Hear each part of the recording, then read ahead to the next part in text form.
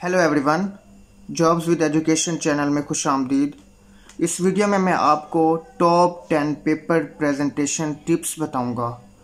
अगर आप स्टूडेंट्स हैं तो ये आपके लिए वीडियो बहुत ही इफ़ेक्टिव है, बिकॉज़ बहुत से स्टूडेंट्स जो होते हैं उन्हें पेपर्स तो तैयार होता है, उन्हें कंटेंट बहुत सारा तैयार होता है। जब वो एग्ज़ाम्स दे के आते हैं तो उनके मार्क्स कम होते हैं। उसकी असल वजह यही होती है कि उन्हें प्रेजेंटेशन स्किल्स नहीं पता होती, जिसकी वजह से वो पेपर को सही अटेम्प्ट नहीं कर पाते। इस वीडियो में मैं आपको टॉप प्रेजेंटेशन टिप्स बताऊंगा कि आपने पेपर को अटेम्प्ट कैसे करना है, पेपर को सॉल्व कैसे करना है, उसके लुक एंड फील को कैसे अच्छा बनाना है। एग्जामिनर्स को आपने ईजीनेस देनी है ताकि वो आपको ज़्यादा से ज़्यादा मार्क्स कम टाइम में दे दे। मैं इस वीडियो में आपको 10 यूनिक टिप्स बताऊंगा कि आपने पेपर को अटेम्प्ट कैसे करना है। वीडियो में आगे बढ़ने से पहले मैं आपसे यही रिक्वेस्ट करूंगा, अगर आप मेरे चैनल पे नए हैं तो मेरे चैनल को सब्सक्राइब कर दें और बेल आइकन पर क्लिक कर दें ताकि आपको लेटेस्ट एजुकेशन के हवाले से और जॉब्स के हवाले से वीडियोस मिल सकें। तो ये सबसे पहली टिप है हमारे पास, keep your paper neat and clean. सबसे बेस्ट टिप यही है क्योंकि जब आपने एग्ज़ामिनर को पेपर अच्छा सा और साफ़ सुथरा पेपर देना है तो वो आपको आसानी से नंबर दे देगा। अगर आपके पेपर पे कटिंग होगी या मार्कर से या आपकी इंक ड्रॉप हो जाएगी तो वो आपका पेपर सही लुक एंड फील अच्छा नहीं होगा। आपने अपने पेपर को बिल्कुल नीट एंड क्लीन रखना है। कोई भी आपने क्वेश्चंस देना है तो आपने उसका नंबर देना है और उसके आगे नेक्स्ट आंसर देना है और नेक्स्ट क्वेश्चन को शुरू कर लेना है। कोई कटिंग नहीं करनी और कुछ ब्लैंक नहीं रखना। नेक्स्ट जो है ड्रॉ मार्जिन लाइंस। आपने सबसे पहले जब आपको पेपर मिलेगा लेफ़्ट एंड राइट साइड पे पेज के आपने लाइंस लगा लेनी है। उसका ये फ़ायदा होगा कि आपका एक मार्जिन से चलेगा, एक फ्लो से आपका पेपर चलेगा, क्योंकि प्रेजेंटेशन स्किल्स जो होती हैं वो बहुत इंपॉर्टेंट होती हैं कि आपने पेपर को कैसे सॉल्व किया गया है और कैसे आपने उसको इफ़ेक्टिव बनाया है। सबसे पहले आपको आंसर शीट दी जाती है, क्वेश्चन पेपर बाद में दिए जाते हैं। जब आपको क्वेश्चन पेपर से पहले आंसर शीट दी जाएगी तो आपने टाइम वेस्ट नहीं करना, आपने अपनी आंसर शीट पे लाइंस लगा लेनी है और जब आप आंसर सॉल्व करें तो आपके लिए आसानी हो। तीसरी टिप है हमारे पास, गिव प्रॉपर हेडिंग्स। आपका कोई भी क्वेश्चन हो तो आपने उसकी प्रॉपर हेडिंग देनी है। हेडिंग आपने किस तरह देनी है? फॉर एग्जाम्पल, अगर आपके पास एग्जामिनर ने कहा है कि आप टॉर्क की डेफिनेशन बताएं तो आपने डेफिनेशन की हेडिंग देनी है। डेफिनेशन की हेडिंग देने से पहले आपने शॉर्ट क्वेश्चन मेंशन कर देना है, लाइक टॉर्क और आगे dot dot dot, like torque और आपने डॉट डॉट डॉट और क्वेश्चन मार्क लगा के नीचे सोल्यूशन लिखना है। आंसर में आपने डेफिनेशन की हेडिंग देनी है। डेफिनेशन अगर आपको फार्मूला उसका आता है तो आपने फार्मूले की हेडिंग दे देनी है, और अगर आपने उसकी एक्सप्लेनेशन है या आपको यूनिट आता है तो आपने उसकी यूनिट की हेडिंग दे देनी है। उसका ये फायदा आपको होगा कि जब एग्जामिनर आपका पेपर चेक करने आएगा तो उसने डेफिनेशन की हेडिंग पे देखना है, उसका पॉइंट जाना है, फिर उसने आपको 1 नंबर डेफिनेशन का दे देना है और 1 नंबर आपको उसका फार्मूले का दे देना है। तो अगर आपका 2 मार्क्स का क्वेश्चन है तो आपको पूरे 2 marks with in the short time आपको दे देगा। उसको फार्मूला ढूंढने की जरूरत नहीं होगी, उसको डेफिनेशन ढूंढने की जरूरत नहीं होगी। तो ये बहुत ही इंपॉर्टेंट टिप है कि अगर आपके कोई भी क्वेश्चन है तो आपने उसकी प्रॉपर हेडिंग देनी है। अगर आपको एक्सप्लेनेशन मांगे तो आप उसकी एक्सप्लेनेशन की हेडिंग दें ताकि उसको पता चले कि मैंने डेफिनेशन कर ली है और ये मेरी आगे एक्सप्लेनेशन शुरू हो रही है। हम चौथी टिप पे जाते हैं। हमारी चौथी टिप है, fill all the page, don't leave any space. बहुत से स्टूडेंट्स क्या करते हैं कि आपका एक पेज पे क्वेश्चन, शॉर्ट क्वेश्चन शुरू किया, वो 4 लाइंस के तक खत्म हो गया तो बाकी 8 लाइंस एम्प्टी पड़ी हैं, तो वो स्टूडेंट्स जो है वो नए सफ़े पे चला जाता है। वो जो 8 लाइनें थी तो वो ख़त्म कर देती हैं। तो वो एग्जामिनर ये समझता है कि इसका आगे ये क्वेश्चन नहीं है तो वहाँ तक वो छोड़ देता है। तो इसका ये ड्रॉबैक होता है कि एग्जामिनर इससे इरिटेट हो जाते हैं कि वो बार बार पेजेस को टर्न करता है। तो मैं यही सजेस्ट करूंगा कि अगर आपका शॉर्ट क्वेश्चन है तो आप उसके नीचे लाइन लगाएं, 4 लाइन्स तक खत्म हो गया तो एक लाइन छोड़कर कोई और क्वेश्चन शुरू कर दें, ताकि एग्जामिनर को पता हो कि नेक्स्ट क्वेश्चन यहीं से शुरू हो गया है, ताकि वो इरिटेट ना हो। अगर आप एग्जामिनर को इरिटेट करेंगे तो आप पे बैड इम्पैक्ट जाएगा, जिससे बैड इम्पैक्ट से आपके नंबर कम से कम हो जाएंगे। कुछ ये करते हैं कि अगर आपका पेपर जो है लेस देन 50% तक आपका पेज हुआ है, तो अगर आपने उसको 50% जो आपका बच गया था तो आपने उसको छोड़ दिया और नेक्स्ट पेज पे चले गए, तो वो भी एग्जामिनर समझता है कि अगर वो नेक्स्ट क्वेश्चन इसी पेज पे कर देता तो मेरे लिए आसानी होती, मैं दोनों क्वेश्चंस के मार्क्स इसी पेज पे दे देता। तो मैं यही सजेस्ट करूंगा कि आप कम से कम जगह को लीव करें, पूरी से पूरी जगह को फिल करें। पेपर पे तकरीबन 70 to 80% पेज को फिल करें और नीचे लाइन लगाएं। अगर आपका नया क्वेश्चन आता है तो देन नेक्स्ट क्वेश्चन की तरफ मूव फॉरवर्ड हो जाए। नेक्स्ट टिप जो मेरे पास है, स्टे ऑन द टॉपिक। ये बहुत इंपॉर्टेंट टिप है, बिकॉज बहुत से स्टूडेंट इररेलेवेंट चीजें लिखने बैठ जाते हैं। अगर आपको डेफिनेशन पूछी गई है टॉर्क की, तो आपने टॉर्क की डेफिनेशन लिखनी है, उसका फॉर्मूला लिखना है और उसका यूनिट लिखना है, उसकी एक्सप्लेनेशन नहीं लिखनी। बिकॉज 2 नंबर्स का क्वेश्चन है तो आप उसकी एक्सप्लेनेशन लिखेंगे, एक्सप्लेनेशन में आप 3 पेजेस लगा देंगे, तो वो एग्जामिनर के पास बैड इम्पैक्ट जाता है कि इसके पास कंटेंट है बट इसको पता नहीं है कि आपका क्वेश्चन कितने मार्क्स का है और इसकी एक्सप्लेनेशन मांगी है कि नहीं मांगी।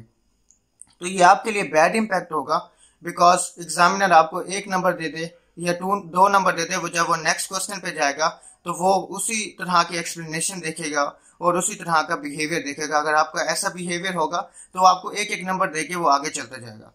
आपको अगर छोटी सी डेफिनेशन आती है या आपको छोटा सा कंटेंट याद है स्पेसिफिक क्वेश्चन का या स्पेसिफिक प्रॉब्लम का, तो आप स्टे ऑन द टॉपिक रहें, उसी टॉपिक के रेलिवेंट चीजें लिखें। नेक्स्ट हमारे पास टिप है, 6 टिप है, मैनेज योर टाइम। आप अपने टाइम को मैनेज करें। बहुत सारे स्टूडेंट्स क्या करते हैं कि वो एक्स्ट्रा क्वेश्चंस भी लिख देते हैं जो कि जरूरत नहीं होती, वो अपने टाइम को मैनेज नहीं करते। जब पेपर खत्म हो जाता है तो वो कहते हैं हमारे 2 लॉन्ग क्वेश्चंस रह गए हैं जो कि हमने नहीं किए, तो हमारे नंबर्स कट जाएंगे। तो मैं यही सजेस्ट करूंगा कि आपको जो नेसेसरी क्वेश्चन है, जो कंडीशंस क्वेश्चन है, आप उनको फिल करें। अगर उसके बाद आपके पास अगर टाइम बच जाता है तो आप उसके बाद एक्स्ट्रा क्वेश्चंस भी कर सकते हैं। कि सबसे पहले आप अपने टाइम को मैनेज करें कि आप शॉर्ट क्वेश्चन कितने टाइम में कर लेंगे, फिर लॉन्ग क्वेश्चन कितने टाइम में कर लेंगे, आपके पास टाइम बचेगा कि नहीं। अगर आपके पास टाइम बचता है फिर आप एक्स्ट्रा क्वेश्चन करें। अगर आपके पास टाइम नहीं बचता तो आप नेसेसरी क्वेश्चंस को बहुत ही अच्छा अटेम्प्ट करें कि एग्जामिनर आपके नंबर काट ही नहीं सके। नेक्स्ट टिप की तरफ जाते हैं, which question to attempt first. ये बहुत ही इफेक्टिव टिप है, बिकॉज बहुत से स्टूडेंट्स को पता नहीं होता कि हम कौन सा क्वेश्चन पहले अटेम्प्ट करें, कौन सा बाद में अटेम्प्ट करें। मैं आपसे यही रिक्वेस्ट करूंगा कि जब आपको पेपर मिलता है तो आप पेपर को 2 से 3 मिनट तक रीड कर लें, क्वेश्चन पेपर को। उसमें सारे क्वेश्चंस आपको पता होंगे कि मुझे ये 100% आता है, ये वाला क्वेश्चन 90% आता है, थर्ड क्वेश्चन 50% आता है। जो आपको सबसे अच्छा क्वेश्चन आता है आप उसको स्टार्ट से स्टार्ट करें। फॉर एग्जाम्पल डेफिनेशन लिखने अपने टॉर्क की, तो आपने टॉर्क की डेफिनेशन लिखनी है सबसे पहले, फिर उसका फार्मूले की हेडिंग देनी है, फिर यूनिट्स की हेडिंग देनी है, फिर उसकी अगर आपके पास फार्मूला या डिस्क्रिप्शन है थोड़ी सी तो आप वो लिख सकती हैं। तो आपको ये सबसे पहले अच्छा आता था तो आपने वो लिखना है। फिर आपको 90% वाला आता है, फिर आप 90% वाला सॉल्व करें। फिर आपको 50% वाला आता है तो फिर आप 50% वाला सॉल्व करें। तो आपने प्रायोरिटाइज करनी है क्वेश्चंस को कि आपको जो अच्छा आता है, ताकि वो आपको ज्यादा से ज्यादा मार्क्स दे दे।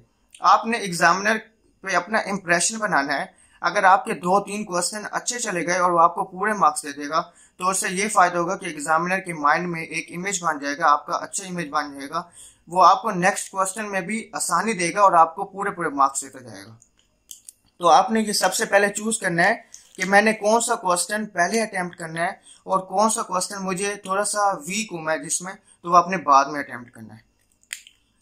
और नेक्स्ट टिप है हमारे पास, draw line after finish the question.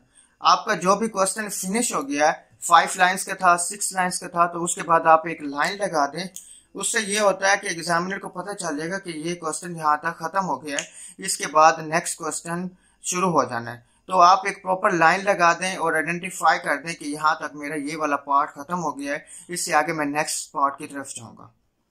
Next tip हमारे पास है, रीचेक योर पेपर्स।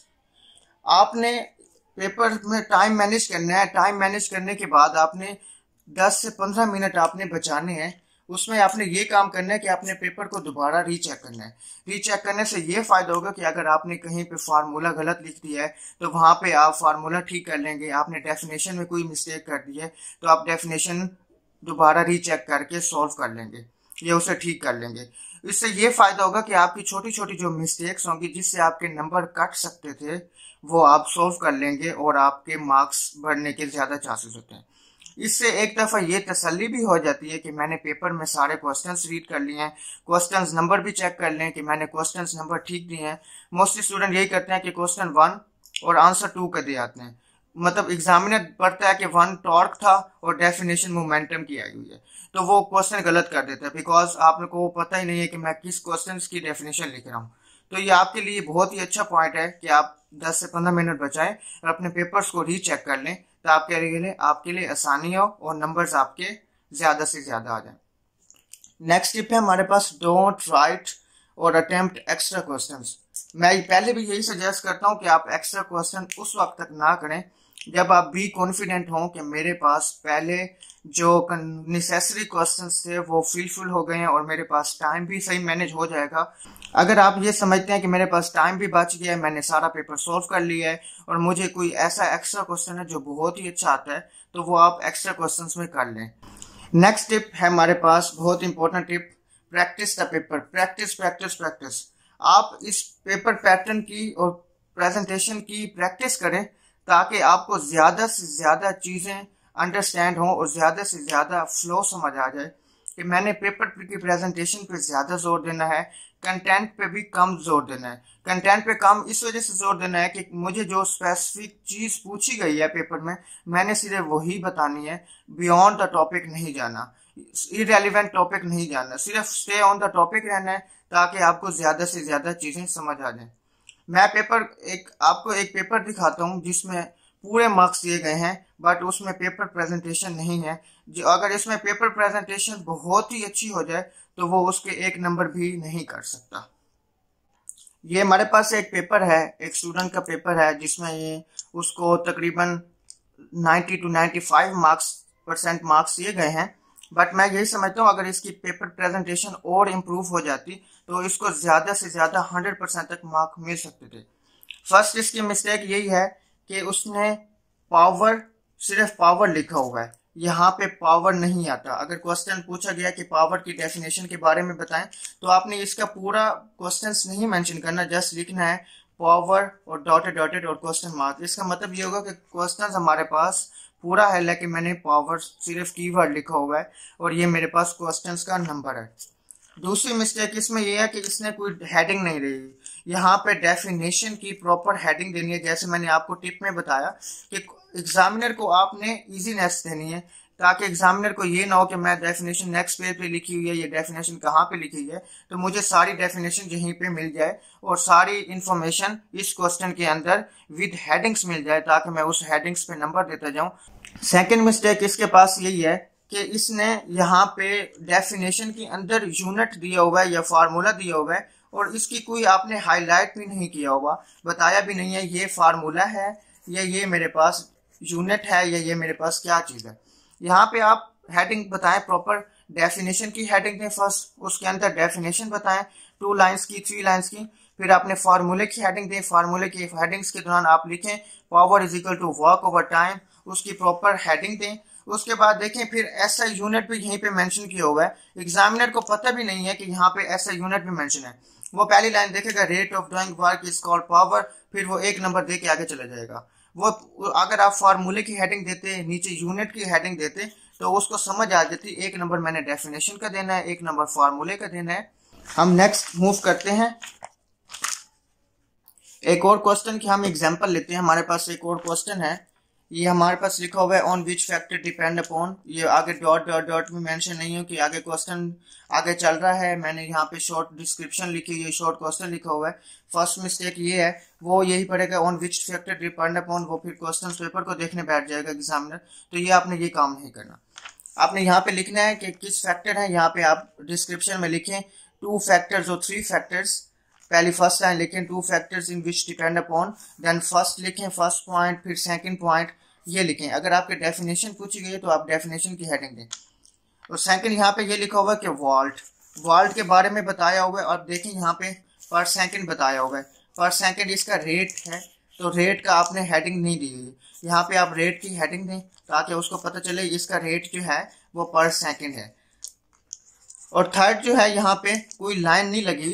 क्वेश्चंस को सॉल्व करने के बाद आपने एक लाइन लगानी है जिसका ये मतलब होगा कि नेक्स्ट क्वेश्चन इससे आगे शुरू होगा, ये क्वेश्चन यहीं तक एंड हो जाएगा। ये बहुत कॉमन से मिस्टेक है बट ये आपको हेल्पफुल होंगे कि आपको ज्यादा से ज्यादा नंबर्स लेने में। हम नेक्स्ट टिप और नेक्स्ट क्वेश्चन की तरफ जाते हैं। ये जो है नेक्स्ट क्वेश्चन ये है कि लॉन्ग क्वेश्चन में उसने हेडर्स बनाया और हेडर्स में ये मेंशन किया हुआ है सेक्शन 2 लॉन्ग क्वेश्चंस।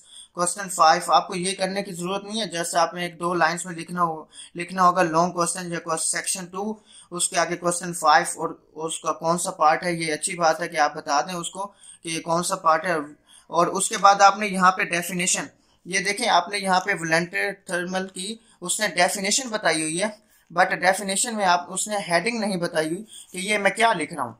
यहाँ आपने डेफिनेशन की हेडिंग देनी है प्रॉपर कि यहाँ मेरे पास ये डेफिनेशन है, फिर उसके नीचे अगर आपने फार्मूला लिखना है तो फार्मूले की हेडिंग देनी है। यहाँ पे एक्सप्लेनेशन का, जैसे मैंने आपको बताया था कि एक्सप्लेनेशन की आपने हेडिंग देनी है कि यहाँ से एक्सप्लेनेशन स्टार्ट हो जाएगी। और यहाँ पे आपने आगे देखें यहाँ पे फार्मूले लिखे हुए हैं, ये इसके फार्मूले बताए हैं बट ये बिल्कुल कॉर्नर में बताए हैं। अगर मैं एग्जामिनर हूं तो मुझे ये नहीं पता चलेगा कि ये कॉर्नर्स में क्या लिखा हुआ है। तो आप प्रॉपर फार्मूले की हेडिंग दें ताकि हाईलाइट करें उसको कि ये फार्मूला लिखा हुआ है, यही मैंने कैलकुलेशंस निकाली।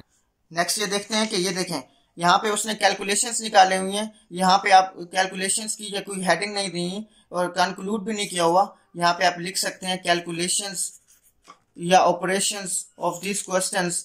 तो यहाँ पे आप बता सकते हैं प्रॉपर कि ये मैंने कैलकुलेशंस निकाले और ये मैंने बीटा की वैल्यू निकाली है।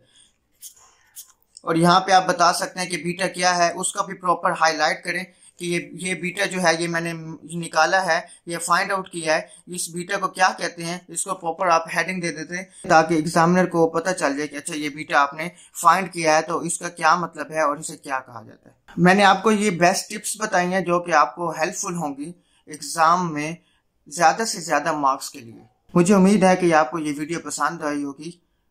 मेरे चैनल को लाइक और सब्सक्राइब जरूर कीजिएगा ताकि आपको मजीद लेटेस्ट वीडियोस मिल सकें। Thank you very much.